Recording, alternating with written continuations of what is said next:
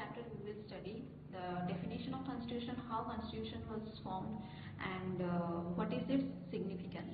So all these things in details we will study in this chapter.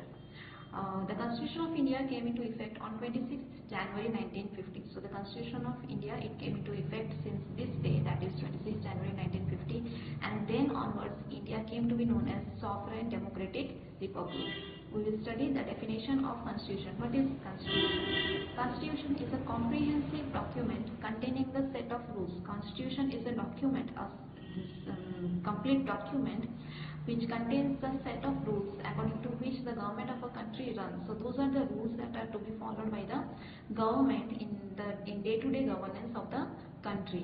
It regulates the positions and powers of the three organs of the government. So in the Constitution has laid down the position and powers of these three organs of the government. Which are these three organs of the government? They are the legislative, the executive, and the judiciary. Legislative is the organ of the government that makes laws. Executive organ that executes or puts the laws into action, and judiciary organ is that organ of the government which takes care that the laws are followed properly, as well as it helps in settling down the disputes also. So these are the three organs of the government, and their positions and powers are completely laid down in this constitution, and states how they are interrelated. And the constitution also shows how these three organs are interrelated. They are linked with each other. It assumes special importance as it moderates relations between the government and the governed. So constitution is important because it shows us the relation. It assumes the importance of showing us the relation between the government as well as who is governed. Further, it protects the interests of the citizens by restraining the government from taking arbitrary decisions, since the government is very powerful. So constitution also puts a check on the arbitrary use of the power of the government. It has given the rules and regulations so that according to those rules and regulations the government can govern the country. It will not rule according to its own wish, or it will not rule according to its arbitrary decisions. Arbitrary is unnecessary decisions. The aim of the constitution of a nation is to ensure smooth governance for the welfare of its citizens. So these principles of the constitution distinguish a constitutional or democratic government from an absolute monarchy or a dictatorship.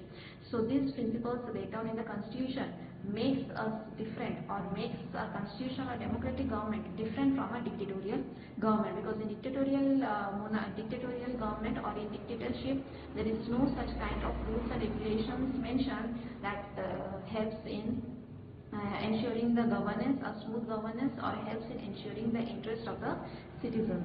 This kind of rules and regulations, or this kind of principles are only found in a constitutional or democratic government, because this has been given to us by the constitution. Then enactment of the Indian Constitution. We have studied in the freedom movement of India that the cabinet mission arrived in India in 1946 and put forward a set of proposals to meet the demands of the freedom fighters. So in 1946 this cabinet mission arrived, and they put forward a set of proposals, or put forward a set of demands of the freedom fighters. So among all these proposals, one of the proposals involved getting up a constituent assembly. So there were many proposals, but among them formation of constituent assembly was also one proposal, whose members were to be elected indirectly by the provincial legislative assemblies, that is the lower house only, and the members of constituent assembly should be elected by the lower house only. So that was the demand that was put forward by this cabinet mission plan. Elections to the provincial assembly were held in July 1946. So according to this plan, or according to this proposal, elections were held to the provincial assembly. It was held on July 1946. The princely states were represented by the members nominated by the rulers of these states. So the princely states members were nominated by the rulers of that particular state. The Constituent Assembly of Undivided India. Undivided India means that time there was no division between India and Pakistan. So that is why the Constituent Assembly of Undivided India consisted of 385 members. Total 385 members, out of which 292 were elected and 93 were nominated by the princely states. As we have already studied here, the princely states, they nominated members by the rulers themselves. So that is why 93 were nominated members from the princely states and 292 were elected by this lower house. The Constitution of India was framed by the Constituent Assembly. Then formation of Constituent Assembly. How this Constituent Assembly was formed. So the first sitting of the Constituent Assembly was held on December 9, 1946. This is very important. The first assembly was held on December 9, 1946, and where it was held? It was held at the present Central Hall of the Parliament and was presided over by Dr. Sachidananda Sinha, who was the oldest sitting member of the Central Assembly. So this question is very much important.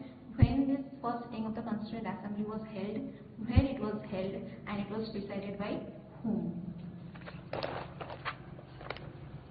On December 11, 1946, Dr. Rajendra Prasad was the elected president of the Constituent Assembly.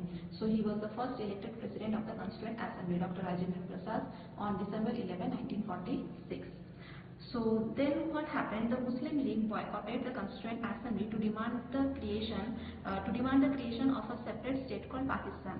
So after these elections were held in the Constituent Assembly, the Muslim League they demanded that to boycott Muslim League from the Constituent Assembly so that they can create their own separate state called Pakistan.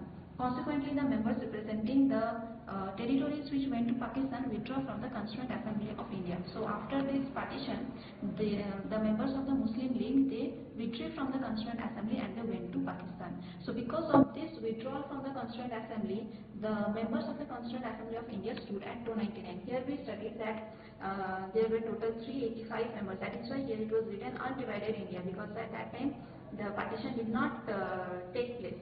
So that is why there were 385 members. But after the Muslim League members, they withdrew from the Constituent Assembly and went to Pakistan. Because of this withdrawal, the members of the Constituent Assembly reduced to 299 against the original number of 385. So previously there were 385 members, but after that it reduced to 299. Of these, 284 were actually present on November 26, 1949 and appended their signatures to the Constitution as finally passed. So out of this 299, on November 26, 1949, when this Constitution was to be signed, at that time 284 members were only present and they appended their signatures, means they gave their signatures for passing this Constitution. Dr. Rajendra Prasad continued to be the President of the Constituent Assembly of India. Between December 9, 1946 and August 14, 1947, the Assembly held 5 sessions. So between from December 9, 1946 to August 14, 1947, total 5 sessions were held for this formation of Constituent Assembly. Now we will study the composition of Constituent Assembly. This is also very important, composition of Constituent Assembly. Who are the members of Constituent Assembly? The wide-ranging membership of the Constituent Assembly gave representation to all shades of public opinion. So, since the membership of this Constituent Assembly was wide-ranging, it gave representation to all shades of public opinion. Means it was not based on any kind of caste or religion. The Constitution was complete package of various shades of public opinion. Means it had members of different religion, it had members of different caste, it had members of different language. So that is why we can say that this Constituent Assembly is truly national in character, because it encompassed or it constituted members of every community. The Cabinet Mission Plan had ensured representation to only 3 categories. So Cabinet Mission Plan, they ensured that these 3 categories should be represented: the general category, Muslims and Sikhs. The Congress leaders had, however, ensured that other communities. So Cabinet Mission Plan proposed to represent these 3 categories, but Congress proposed that not only these 3 categories, but other communities should also get representation. Other communities like Anglo-Indians, Indian Christians, scheduled castes and scheduled tribes got representation. So from this we come to know how Constituent Assembly was truly national in character, because it represented every shade of India, or every caste, every religion, every language of India. The Anglo-Indians, so these were the representatives of various communities. The Anglo-Indians were represented by Mr. Frank Anthony and Mr. S.H. Prater. The Indian Christians were represented by Dr. S.C. Mukherjee and Joseph D'Souza. Parsis by Dr. H.P. Modi. Though the Muslim League had boycotted the assembly, we already studied that the Muslim League had boycotted from the assembly. Still, there were two members representing Muslim League. They were Zafar Imam and Muhammad Shahullah. The sixth were represented by Sardar Hukum Singh and Ujjwal Singh. So from this we come to know that Constituent Assembly was truly national in character. It is very much important how we know or how Constituent Assembly is truly national in character. This is very much important. Now we will study regarding objective resolution. When the Constituent Assembly started the work of drafting the Constitution, after this composition, after this formation of the Constituent Assembly, drafting of the Constitution was started. So when this drafting of the Constitution started, Pandit Jawaharlal Nehru proposed the Objectives Resolution on December 13, 1946. This objective resolution highlighted the objectives and laid down the national goals. What will be the objective of our constitution? What will be the national goals of our country? All these things were highlighted in this objective resolution. So we will study what were those objectives. Free India will be nothing but a republic. It will not represent any religion, it will not represent any particular community, but it will be truly republic in character. The ideals of social, political and economic democracy would be guaranteed to all the people irrespective of their caste, creed, religion. The republic would grant fundamental rights to the citizens. The citizens will get these fundamental rights from the constitution. The state would safeguard the rights of minorities and backward classes also, because these were the class, minorities and backward classes were the people who suffered most deprivation since the British rule or before the British rule also. So that is why the constitution ensures that the rights of minorities and backward classes will be safeguarded. So this objective resolution was passed by the Constituent Assembly on January 22, 1947. Then drafting committee. The Indian Independence Act 1947, by which two independent states of India and Pakistan were created, recognized the existence of the Constituent Assembly of India. So this is also important, the Indian Independence Act 1947, and what it proposed that the two independent states, that is India and Pakistan, were created, recognized the existence of Constituent Assembly of India. These two states, they recognized the existence of Constituent Assembly of India. This legal sanction enabled the Constituent Assembly to function after India's independence.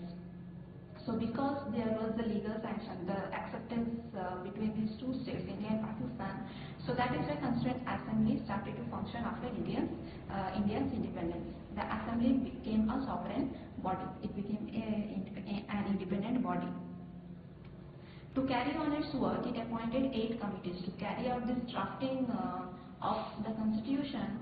The Constituent Assembly appointed total 8 committees, and the chairman of the drafting committee was Dr. B.R. Ambedkar. This is very important. The chairman of the drafting committee, Dr. B.R. Ambedkar, was set up on August 29, 1947, and was entrusted with the task of drafting of the Constitution. This entire drafting committee was given the task of drafting of the Constitution.